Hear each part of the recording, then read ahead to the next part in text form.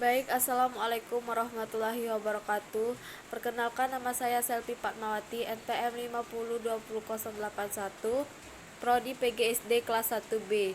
Baiklah, di sini saya akan menjelaskan tentang materi kemampuan komunikasi secara efektif. Pengertian kemampuan.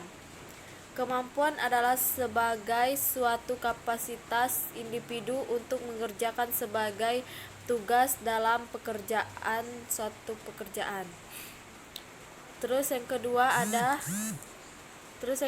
ada pengertian kemampuan komunikasi secara efektif.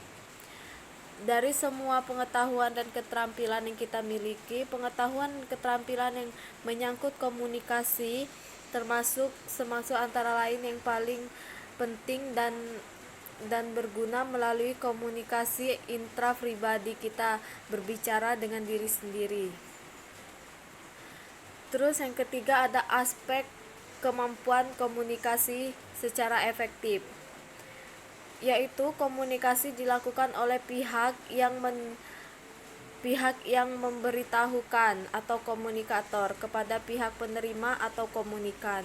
Komunikasi efektif terjadi apabila pesan yang diberikan komunikasi dapat diterima dengan baik.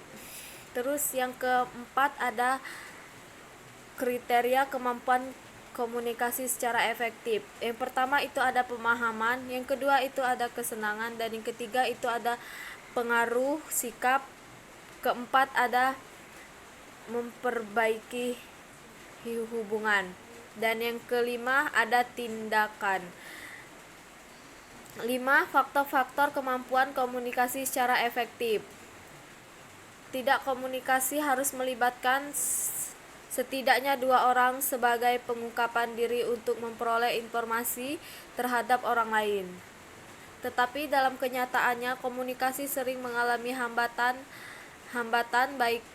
baik itu secara teknis maupun non teknis. Baik, yang selanjutnya ada faktor-faktor kemampuan komunikasi secara efektif. Selanjutnya ada faktor-faktor kemampuan komunikasi secara efektif. Komunikasi harus melibatkan setidaknya 2 orang sebagai pengungkapan diri untuk memperoleh informasi terhadap orang lain. Terus yang keenam ada strategi dalam meningkatkan kemampuan komunikasi efektif. Setiap orang pasti pernah mengalami kesulitan berkomunikasi, baik dengan siapa saja. Hal inilah yang perlu dipikirkan untuk mengatasi hambatan-hambatan yang ada dalam komunikasi. B. Pengertian presentasi belajar bahasa Indonesia. Pengertian belajar. Belajar adalah seperangkat kegiatan, terutama kegiatan mental, intelektual, mulai dari kegiatan yang paling sederhana sampai kegiatan yang rumit. Terus yang kedua ada pengertian bahasa Indonesia. Bahasa adalah suatu simbol lisan yang arbitrer, yang dipakai oleh anggota suatu masyarakat untuk berkomunikasi dan berinteraksi antar sesama. Terus yang ketiga ada pengertian prestasi belajar. Prestasi belajar adalah suatu proses usaha yang dilakukan seseorang untuk mempermudah suatu perubahan tingkah laku yang baru secara keseluruhan sebagai hasil pengalamannya sendiri dalam interaksi dengan lingkungannya. Terus yang keempat ada prestasi belajar bahasa Indonesia. Prestasi belajar bahasa Indonesia ini, bahasa Indonesia memiliki peranan yang sangat penting dalam setiap pengajian materi pelajaran yang lain karena bahasa Indonesia adalah bahasa pengantar resmi dalam kegiatan proses belajar mengajar di sekolah. Dan yang C ada kerangka pikir.